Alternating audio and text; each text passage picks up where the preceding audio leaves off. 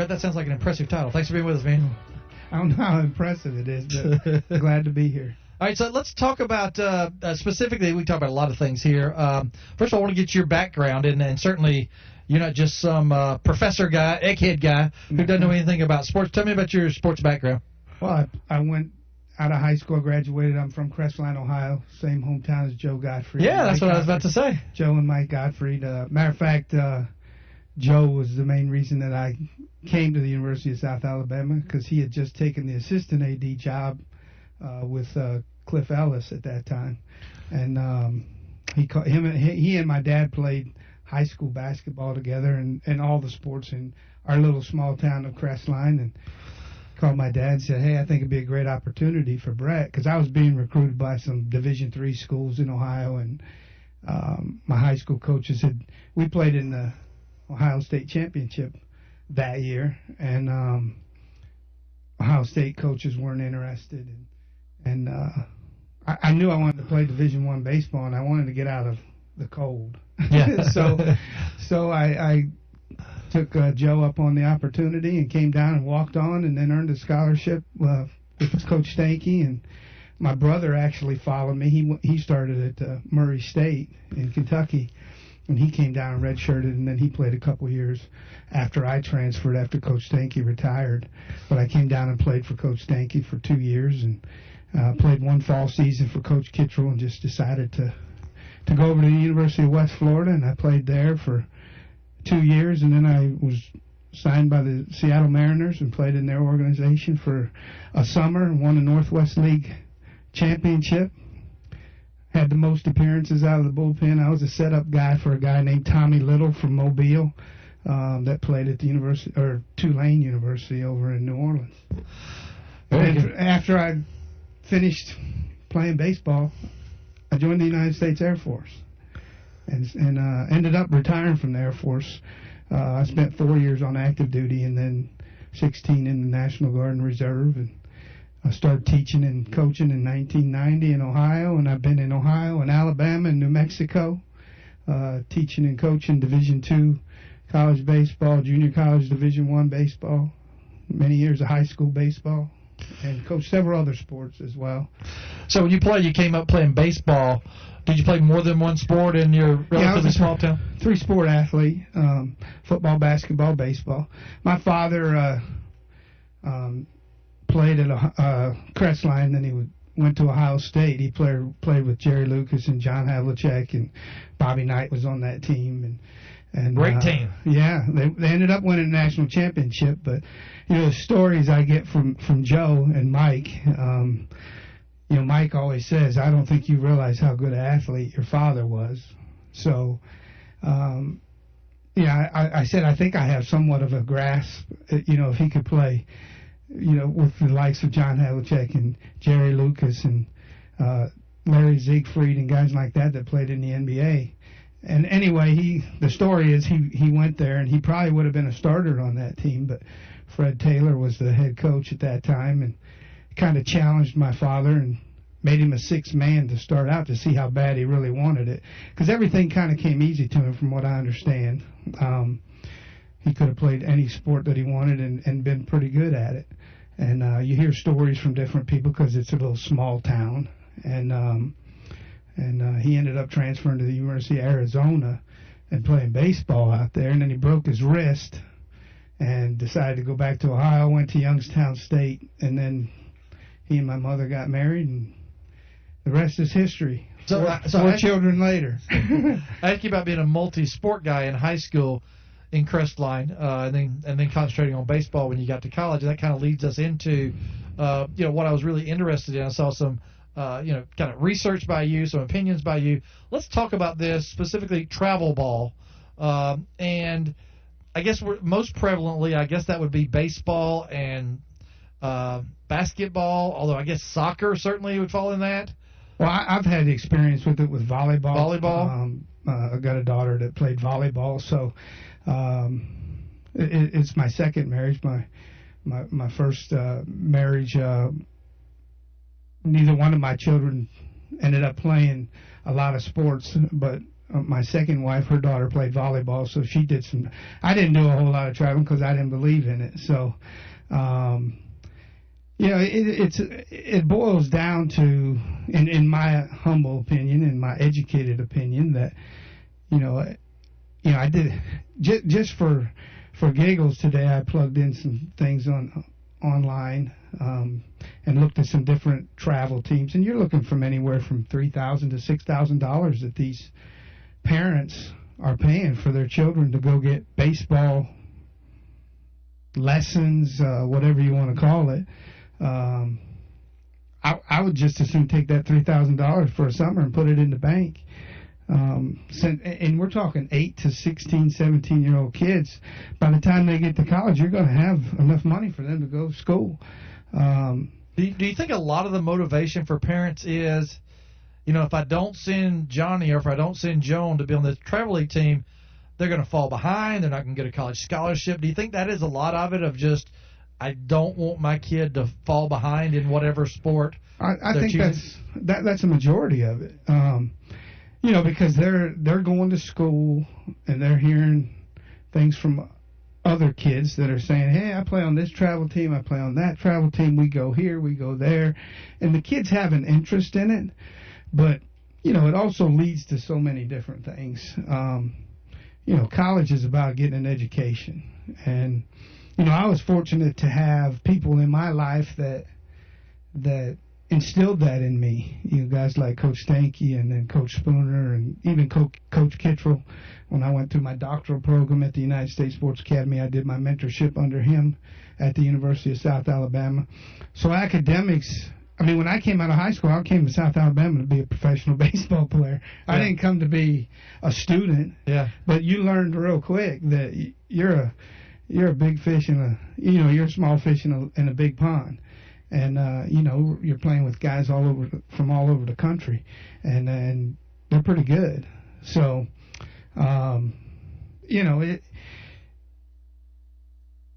my experience teaching out in New Mexico is where I seen it a lot, because kids would leave school on Thursday after school. They're missing all day Friday. Mm-hmm. They're playing all day Friday night, Saturday all day, Sunday morning. Then they're traveling back to... And if you know where Roswell, New Mexico, it's in the middle of nowhere. They're getting home at 9, 10 o'clock at night. Then they haven't done their homework from what they missed. Then they're going to school tired on Monday. And then, they got to catch up the entire week. Plus, you're out at night with all those aliens. Exactly. Exactly. They may just take you away. Every time there's a pro draft, we hear the experts and even the general managers and coaches and stuff saying they like these multi-sport athletes. For example, we just had Bubba Thompson here in town that got drafted in the first round by the Texas Rangers. Also could have played college football as quarterback. Probably was the best player on every team he ever played on. But when you're a fringe person who has to kind of earn their way into it, what's the solution for them, somebody that needs as many games as they can in whatever sport to make it to the next level? I really don't think it's about games. Yeah. That's the misconception and the misguidedness that everyone has, is that they think people have to play games. You don't have to play games. You have to get out. If you listen to coaches talk and players talk when they're interviewed, we didn't do the little things right. Well, what are the little things? Fundamentals of whatever sport they're playing. We did the fundamentals growing up at the Little League field where our parents were at work. Yeah. We went out every day. We met at 10 o'clock, 9:30, 10 o'clock. We played pickup baseball. We worked on our fundamentals. We worked on our game situations, things like that. And then we went to the swimming pool at noon, and if we had a game, we weren't allowed to go to the swimming pool because, the whole thing about being out in the sun all day and then going and playing a game. You couldn't eat 30 minutes before the cramps. Exactly, those types of things. But, they're spending all this money on things that, and I say, a lot of times I say, shame on the people that are doing it. I don't know how it's gotten to this point. The thing about it is, what happened to the days? How did we survive back in the days? When we were playing, how did they find the major league players and the NBA players? Because if you're good enough, they're going to find you. And you know, I saw an article today in Baseball America. This is the first line in the article. Bottom line, if you're good, you'll be found, regardless the path your baseball career follows. Yeah. This came from former major leaguers, coaches, and scouts. So the bottom line is, if you're good enough, they're going to find you. If you throw 95 miles an hour, it doesn't matter if you're in Alberta, Alabama. They're going to find you. Mm-hmm. It doesn't matter if you're in Crestline, Ohio. They're going to find you. If you hit 20 home runs in high school and have 50 RBIs in high school, they're going to find you, because baseball people talk, scouts talk, and usually somebody knows somebody. That's how I got here. You know, Joe comes down here, becomes an assistant athletic director. He finds out Eddie Stanky is the head baseball coach. He calls my dad. You know, the rest is history. That's how it works a lot of times.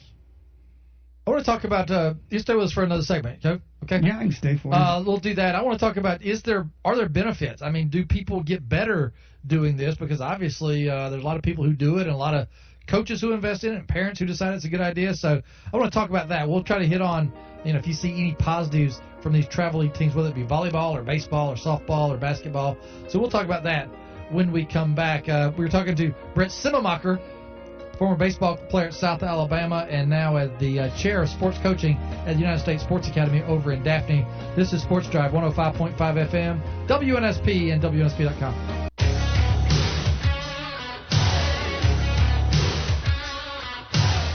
Welcome back. Sports Drive 105.5 FM, WNSP, and WNSP.com. Randy Kennedy, Craig Stevenson, and Bret Simmermacher is with us. He is the chair of sports coaching at the United States Sports Academy in Daphne, also a former baseball player with the South Alabama Jaguars in the Seattle Mariners organization, but now has turned his attention to sports coaching, and particularly what we're talking about today is travel ball for sports. I guess we're talking about for like through high school seniors, right? Is that what we're from all the way down to like 6 or 8 years old? I don't think it goes quite down to 6. Most of the stuff I see is 8 years through 17. So, any particular sport, or is this is pretty prevalent when you talk about pretty much anything except for football, I guess? Well, I was going to say they're starting to have those 7-on-7 travel teams. Yeah, that too. As well. That too. Yeah, it's getting inundated across the country. And the sad part about it is a lot of and I think that's leading to specialization by some of these athletes where they're only playing, you know, one sport. You know, I know several baseball players where their dads and their family wanted them to play travel baseball, and you know, one particular individual from Roswell, his dad was the head baseball coach at one of the high schools there, and he traveled all over the country. Got drafted, but didn't sign, and went to the University of New Mexico. And after 1 year, he went to his dad and said, "I don't want to play anymore. I'm tired. I've been playing since I was 8 years old, traveling every weekend. I don't want to do it anymore." Do you think it's a big factor in this in terms of overusage, just the body, particular parts of the body, that sort of thing? No question at all. When these young people go to these tournaments all over the country, they're, you know, not just the pitchers. I mean, the position players are throwing the ball. You know, they may play up to 8 games a year, or 8 games over a weekend. Yeah, that's a lot of baseball. And it goes back to what Craig asked earlier about playing games. I don't think it's about playing games. I think it's about going out and working on the fundamentals of the game. You know, and when we discuss coaching, we talk about the traditional style of coaching and then the game-like style of coaching, how you want to develop your practices. But I think it has to be a combination of the two. And then when I was a junior college coach and even a Division II coach in the mid '90s up in Ohio, kids don't know how to work on their own anymore because they're so used to just going and showing up and playing a game. They may practice a couple days a week, but what are they working on? Is it just getting out there and getting, you know, up against the back of the screen and somebody throwing batting practice to you, and you know you're just taking however many hacks you want to take? Are you getting out there and working on hitting cutoffs and all the little intricacies that go along with playing baseball?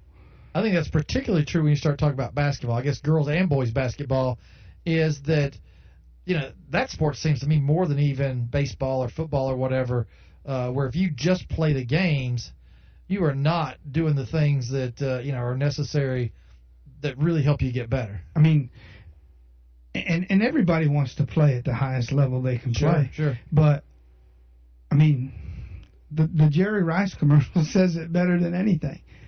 480,000 kids go on and play college athletics. 2% of them in every sport ever sign a contract, ever have their own commercial, their own shoe contract. I mean, if that doesn't say, the other 98%, take heed to that. Mm-hmm.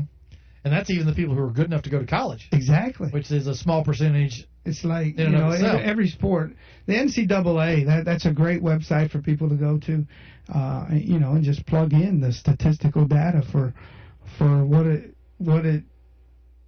high school players that go on to play, all levels of the NCAA, Division I, II, and III. And then also it has from the NCAA to professional ranks. Mm-hmm. I mean, that's a great learning tool. It should be a great learning tool for everyone. Talking to Bret Simmermacher from the United States Sports Academy. He is the chair of sports coaching. If you had to play devil's advocate, if you took the other side here, can you make a case for convincing me I should put my kid on a travel ball team? Or are you just not going down that road? I personally would not. And I had this, I remember back in 1990 when I started coaching in Ohio, my high school baseball coach had two sons. He was the assistant. And he played in this travel team with his kids. And I said, Coach Albert, why are you taking your kids all over the place to play? I said, you're better off taking them out here to J.C. Field and working on the fundamentals. Oh, no, they need to play in games. Well, one never went to college and the other one played football in college. So you spent all that money traveling all over the place, and one went to a Division III school, Baldwin Wallace College, which you've probably heard of, and he played football there. So they spent all this money traveling. I mean, we're not talking, 10 minutes away. We're talking Cincinnati. Which is 2.5 hours from where we live, 3 hours. These aren't little jaunts that people are taking. They're going all over the country. But was his motivation was what? Get my kids ready so they can have the best chance to go play in college? I don't think we really got that in depth about it. But I think that's what many people get into it for, because they think they're missing something as far as being able to get their son or their daughter some type of scholarship. And, that's another tool that they could use on the NCAA website. If you look at, let's just talk baseball. NCAA Division I, they have 11.7 scholarships. Yeah. I mean, you can have 24 individuals on your roster on scholarship. You can have a roster of 35 guys. So the importance of having great academics, great ACT or SAT score, plus that combination of, I was talking to one of my colleagues before I come over here, and the average scholarship, Division I wide, is on that NCAA website. It's $14,000 some odd dollars. I mean, University of Alabama probably costs what, $30,000 a year? So that's not even half of your scholarship. So you better have something else to fund the rest of that schooling. Well, and if you're looking at it strictly from a financial plus-minus situation, how much are you spending to try to get that $14,000? Are you spending $20,000 to try to get the $14,000? And as I said, you'd be better off to take that $3,000 to $6,000 and put it in the bank for however many years you were going to put your son or daughter. Take them out to whatever facility you can find and work on the fundamentals, or get somebody that will do it for free. I mean, that's the other thing. There were so many volunteers that did that when I was growing up. You just can't find that anymore. Everybody wants to get paid for their talents. All right, interesting topic. We'll hit one more segment on this. What do you guys think? 694-1055. I'd love to hear somebody on the other side. I mean, we certainly have lots of people involved in travel league, travel ball with various sports. It can be baseball, but also I know of softball and volleyball and lots of others. And if you are in favor of it, what age, at what point? Is it just when you get to be a junior, senior in high school, or do you think, man, if I can get my kid involved as an 8-year-old, that's going to be what's best for my kid? Love to, have the debate, have the discussion from somebody with the experience that might have a different point of view on this as well. We'll do that when we come back. One more segment of this, and we'll get the news to you as well. It's Sports Drive on 105.5 FM, WNSP, and WNSP.com.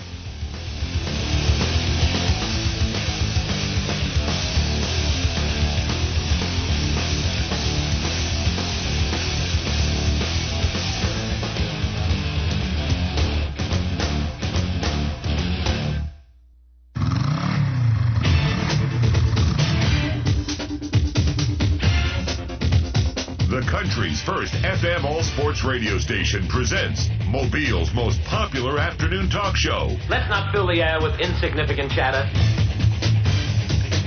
This is Sports Drive with Randy and Craig. You've got thoughts, we've got opinions.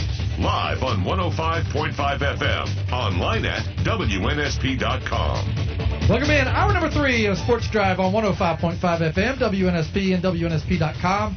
Randy Kennedy and Craig Stevenson, still joined for one more segment here in studio by Bret Simmermacher. He is the chair of sports coaching over at the United States Sports Academy and former baseball player at South Alabama and in the Seattle Mariners organization. He's got some strong feelings about travel ball, whether it be baseball or any other sport. We're seeing it in basically every sport nowadays. Just in general, not to put words in your mouth, Bret, but in general, you would say this trend more toward more kids playing travel league ball, you would say? I would say let's get it back into the communities. That's what I would say. Yeah. We'll let you get more into detail on that, 694-1055. I was asking you folks if you agree, or even more specific, if you've got an opinion, like you've got kids who play and you think it's a great idea, love to hear from you guys as well. Jack has called in. We'll take his call right now. Jack, how you doing? Thanks for calling. Doing great. I want to thank him for giving his opinion, and I fully agree with it. It's the craziest thing I've ever seen, what some of them are doing. They got them little 9-year-olds playing 50 games a year. Yeah. I didn't even start playing. I was 11 years old, and it didn't affect me. As a matter of fact, I was the first one to sign with South, so it didn't affect me too much. Even though I never played, I started, had another career in professional athletics. But what's so amazing, they play all them ball games, and when they go out as 14, because my son was one of them, he didn't play no travel ball, I wouldn't let him. But when they go out as 14, you can't tell them apart. And all them kids he come up with, I think it was 96 at the park at Sims, that was his age. You know how many out of that group at Sims ended up being seniors? 3. Mm-hmm. 3 kids. In terms now, of we had some more seniors, but players? they come from Municipal Park. Mm-hmm. But none of them played no travel ball. Yeah. I don't know what they're trying to prove, but they do them more harm. I let my grandson, he plays, but he don't play no travel ball, but he plays, when football season comes around, he plays at Orchard Assembly of God Church, flag football. And it's the most fun you've ever seen. Mm-hmm. And then he plays basketball. And so we give him a variety of things to do where he can have fun. Yeah. So, and I think that's a lot of things people do, Jack, is I think they got to do that to keep their kids involved. But I think if we would get that back into the community, like we had it in my little small town in Ohio, I think it would do a lot better than what we're doing with it now. Rick, you know what I spent most of my time doing, the boys I come up with, played cart ball in the backyard with a broom handle. Cart ball. We wrapped the little carts, regular fishing cart, in black tape, and we played all afternoon in the backyard cart ball. And we all that bunch that I come up with, we all ended up making the high school team, all of us. Mm-hmm. And if we didn't play no travel ball. Yeah. I didn't. Hey, Jack, I appreciate it, man. I can't imagine playing 50 ball games. Some of them parents spend $12,000 to $15,000. Yep. playing travel ball. Jack, thank you, man. We appreciate it. Oh, thank you. I appreciate what you said. Good stuff. 694-1055. Love to hear from you guys as well. Brad is next on the line. Brad, you're talking to Bret Simmermacher here on Sports Drive. Hey, how y'all doing, fellas? Hey. Doing well. Hey, I have two girls, one 13 and one 16, and they play volleyball. And I just wanted to make a comment that after they play school ball, in off season we play club volleyball, and if they didn't play club volleyball, they probably would be behind the girls that do play. You can tell the difference in the girls that play club volleyball on the off season than compared to the girls that don't. And I just wanted to say that and listen to y'all offline. Thank you, Brad. All right. Well, there's no question. I think that if you're doing it and playing it, you're probably going to get better. There's no doubt about that. But why do you have to travel thousands of miles and spend thousands of dollars to do it? If the girls are that dedicated to it, I mean, it's no different than when we were playing high school football. Where'd you have to be? In the weight room. Yeah. Right? You had to be in the weight room, and then you went out to the field and you ran sprints or you did whatever that weight coach asked you to do. Mm-hmm. I just don't think the answer is, and a lot of this falls back on the high school coaches as well, because they're telling these kids, you got to play club ball. You got to play club ball. I mean, well, let's let these young people be young people. That's all I'm saying. 694-1055. Tony, what's your take on this? Hey, guys, when my son was young, he was really interested in soccer. And so we started doing the travel thing, and then he was expressing interest in other sports. And so I said, look, you'll develop better playing multiple sports throughout the year. You won't lose interest in one sport, and you won't burn out. So let's just try different things. So as he got older, got into high school, he finally, after playing soccer and cross country and track, late in high school, he said, hey, look, I really should be playing football. So by the time we got in football, he was a little behind the eight ball, but, I didn't spend money on 7-on-7 and traveling anymore. I spent my money on camps that were developed position-specific skills. Mm-hmm. So, he got 1 year of varsity ball, but got 5 scholarships, and he'll be playing D2 football next year in college. He's leaving in August. But we've seen a lot of his friends that continue to play travel soccer. Half of them aren't even playing anymore. Some of them, they started and only a handful got scholarships. So my experience has been in certain sports, work on the fundamentals. If you're a bad hitter and you end up playing 50 ball games and you're swinging and you don't work on your fundamentals, you're just going to ingrain bad technique. Play local, find a good technique coach, and work on the fundamentals in your technique, and your games will improve. And so, I have to agree with your guest today. That's a lot of money traveling. Put that in a college fund and just get a technique coach and work on the fundamentals. Tony, thank you, man. We appreciate it. You guys certainly have some strong opinions. We'll go to Drew next. Drew, what's your take? Hey, guys. I've got a 12-year-old daughter that played CYO basketball and now is playing travel girls basketball. The issue that I come across with, or that we have seen in this scenario, is that there's not enough 12-year-old or under girls in the area interested in basketball. When we get into tournaments, we can't find enough teams of 12-year-old girls to even support a tournament. Yes. So you're advocating, in that case, you're advocating being part of a travel team, right? I do believe that it depends on the sport. When you're talking about boys playing baseball, there's thousands of boys in this city, but there's not thousands of girls in this city playing basketball. Good point, Drew. We appreciate it, man. Thanks a lot. Thank you. Let's see. Let's talk to Dick here. Dick, what's your take? the earlier gentleman talking about 1970, that was your only option, local sports. True. Travel ball at whatever level is not for everybody, but it's an option. We have local sport options. We have travel sport options. If you want to and enjoy playing at a higher level, travel ball is that option. You get better playing against better competition. If you can imagine, if you play against Michael Jordan, you're going to get better, maybe the hard way. If you're Michael Jordan playing with a bunch of 5-foot slow kids, you're probably not going to get a lot better. You've been through it, Dick, either you or one of your kids? For better or for worse, yes. Would you say for better or for worse? The child enjoys it. The dad having to administer it with somebody else would administer it. But as we like to say, it's all for the kids. But yeah, it's been a pleasant experience for the kids. I mean, it's boys hanging out with other boys that enjoy doing the same. Games for better or for worse. It's 50 games of kids hanging out with other boys playing baseball instead of watching TV or playing video games. Dick, good point there. We appreciate it, man. Thanks for calling. Let's see. Let's go to Mike right here.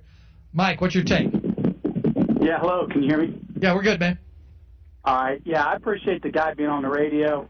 He's obviously an expert. He knows what he's talking about. But I can tell you this from my experience.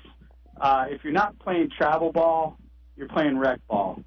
And if you're playing rec ball, well, then you're not going to be playing college ball for the most part. Now, I think football is a real exception because you could play football as a senior year only and make a pro team. But there's very few sports that are like that. And I think most skillful sports, the other guy that said that his son, he played at USA and, well, he was a great player at USA. He had excellent experience. He could go in the backyard and teach his kid everything. There's very few people like that are dads or, with their kids. And so travel ball is way too expensive. It's ridiculous.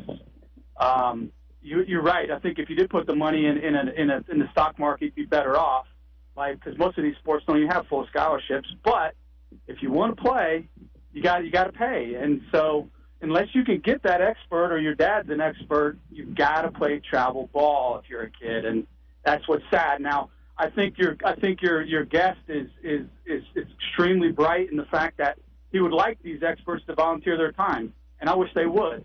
And I grew up in the 70s when you could be a rec player and be a starter in your high school team, but those days are so far gone it's not even funny. And I've seen middle school baseball players that are just excellent. I mean, I don't know how these guys got so good by the time they're in 7th grade, but my son couldn't even make. He couldn't even be the manager of that team. That's how good these kids were because they all play travel ball. So it's unfortunate, but it's reality, and that's my opinion. Hey, Mike, we appreciate it. Hey, we're going to take a break here, but, Brett, if you can hang on, I want to get you to respond to what Mike said right there, okay? Okay. Get your response ready because I'm interested to hear your take on his. I mean, good calls here, guys. Agree or disagree with what our guest, Bret Simmermacher, has to say here from the United States Sports Academy. I think it's a good and important topic for us to talk about. Appreciate you guys participating. We'll get Brett's reaction to that call when we come back. It's a Wednesday afternoon, Sports Drive 105.5 FM, WNSP and WNSP.com.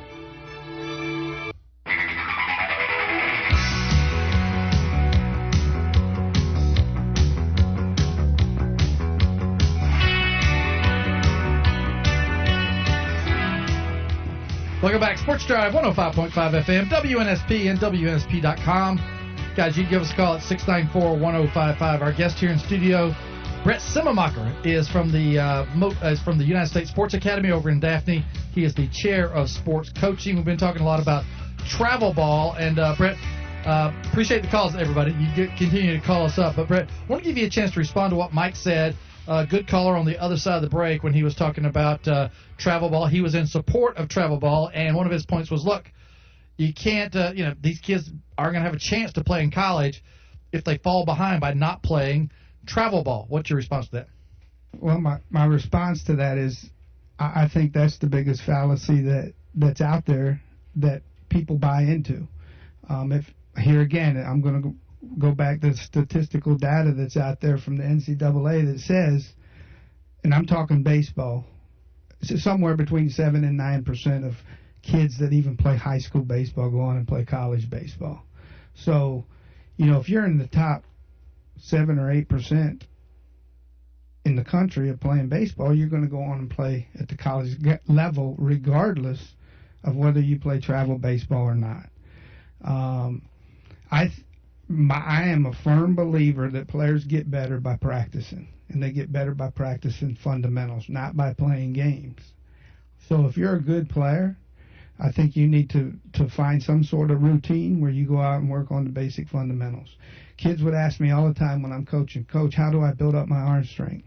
I said, you go get a bucket of balls, have your parents buy you a bucket of balls, or you've probably stolen more batting practice balls for a bucket of balls at home. Go stand at home plate every day and throw it as far as you can into center field. Go out and retrieve them and throw them back. But they don't want to do that. That's how you build arm strength, by throwing the baseball. And then, the part about, getting people to volunteer.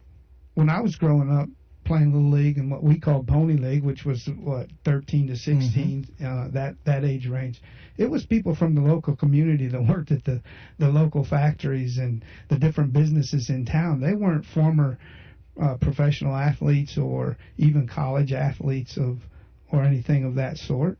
But everybody thinks that they're going to get better instruction from someone that's played the game at a higher level. That's not always necessarily true either. I had a cousin that I would work with, and I finally had to tell my cousin it was her son, and she would bring him to me. Then she'd take him down to Columbus, and then she'd take him down to Cleveland, then she'd bring him back to me. And finally I said, Rhonda, you've got to find one person that you trust, because Eric is lost. I'm trying to give him instruction, and he's thinking about what John said down in Columbus, or Joe said up in Cleveland, or Chuck said down in Cincinnati. And then he's I'm saying something totally different than what those three are saying, and he's lost. And I think that's what happens in the process of playing travel baseball, hearing all these different coaches.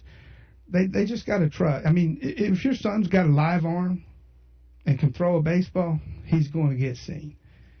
694-1055. James, what is your take on this travel baseball subject?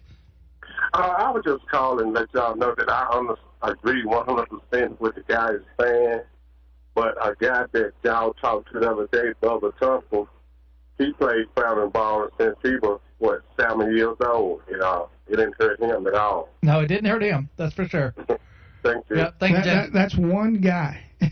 But Bubba also talked about, how busy he was, where he was going from one sport, to another, and trying to fit all that in, because he did not specialize in one sport. Obviously, great quarterback at McGill-Tulane, and of course that's a guy who, look, he could do travel ball or not. He could do whatever, specialize in one sport or multiple sports.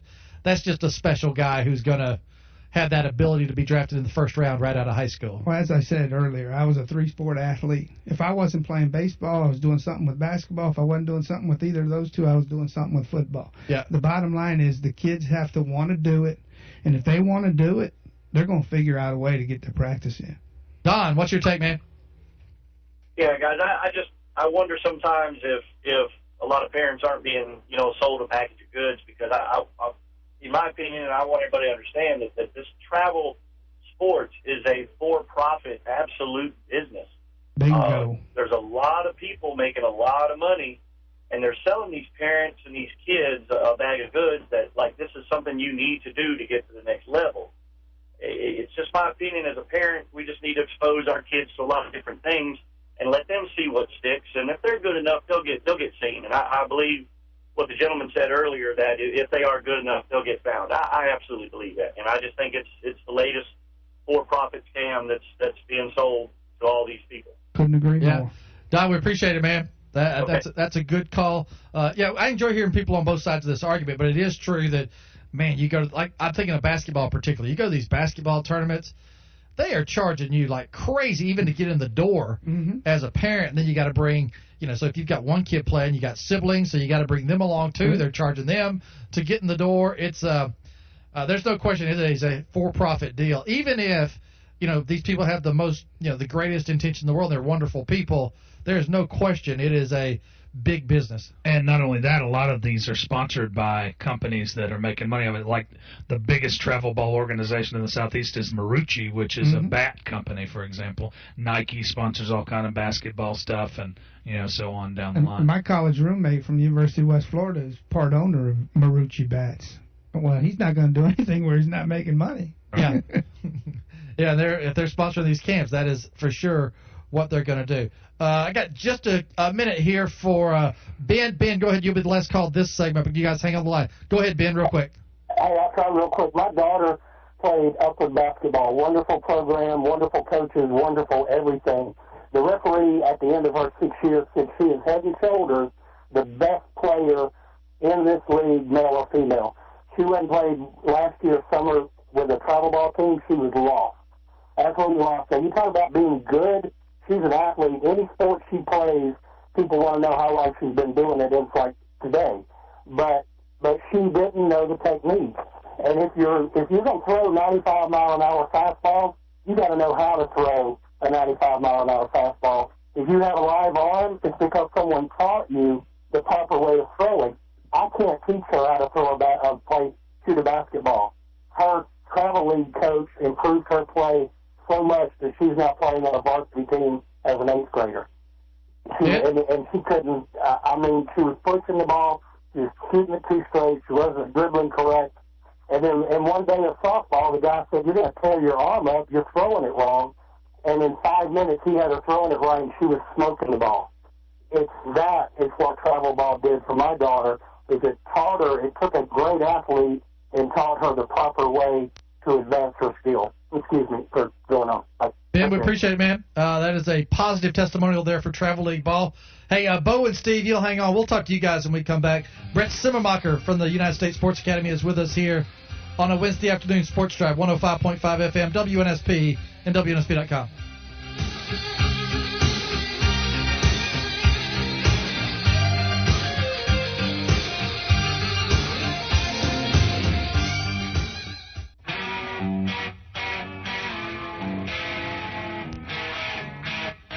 Welcome back, Sports Drive, 105.5 FM, WNSP and WNSP.com.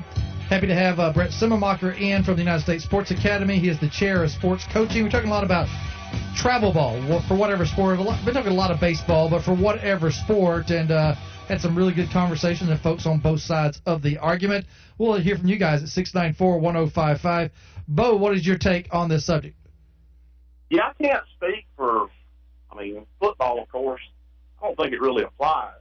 In baseball, you get pro scouts and people to come down and scout your children doing that. But I do think that baseball, to a certain extent, they have to play a certain amount of travel ball to get looked at. These baseball coaches, they don't have the budget to fly in to come watch your son play high school baseball. Now, my daughter, she plays travel softball. She's been playing since she was 9 years old. The level of competition in rec league is nowhere close. Never has been. That's why I got started. Also, even if with her playing high school ball, she's a junior or be a senior this year.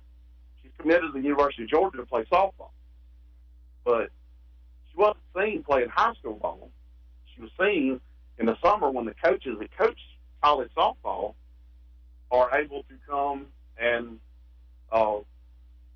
watch her in the summer when they're off, because they don't have the budget to get on a private jet and fly down to watch somebody play softball. With travel ball, you talk about picking a coach. Not only are you picking a team, you're picking the coach that your child's going to play for. And I've helped coach a little bit of travel softball, but I actually never played baseball growing up. I depended on somebody else to help me show my daughter what she needed. So I went out and picked a coach. But as helping as a travel coach, you also get to not only pick the kids, you pick some of the parents. Well, I got a question for you. And the coaches that you might get in rec league, it could be somebody that's never played a ball in their life. And, you know, so my daughter, she actually has a personal coach that does, one that does fielding, one that does hitting.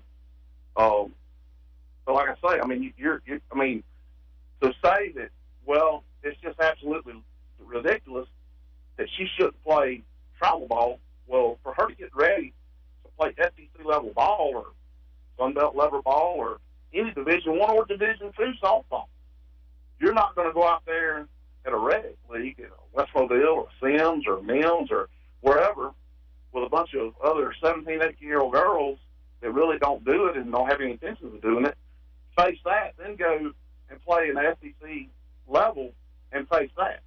You're not going to be ready. Well, I got a question for you. So you say your daughter's been doing it since 9 years old. What was your motivation? Was it to make her college ready? I mean, what was the original motivation for getting involved? Motivation was that she loved the game. Mm-hmm. She loved the game, and she was out there with 9 or 10 other girls that absolutely loved the game. She got started out with a guy that's been involved, and he was actually involved in men's softball for a long time, and then he got into coaching travel ball, and she got out there with a level of competition and the girls that loved the game as much as she did. Wanted to work that hard, wanted to get better. I mean, I wanted to see her get better if that's what she wanted to do. So that's what she's done throughout the years. And like I say, she just, with the right people, she's gotten better. She's got personal coaching. I mean, that's what's got her ready to that. Not just her. There's other girls that are here that play at different high schools here. Mine plays at Faith. You've got other girls at Baker and Fairland and other places, girls that's already gone before us and played at other colleges. You got like Peyton Grantham that played at Daphne.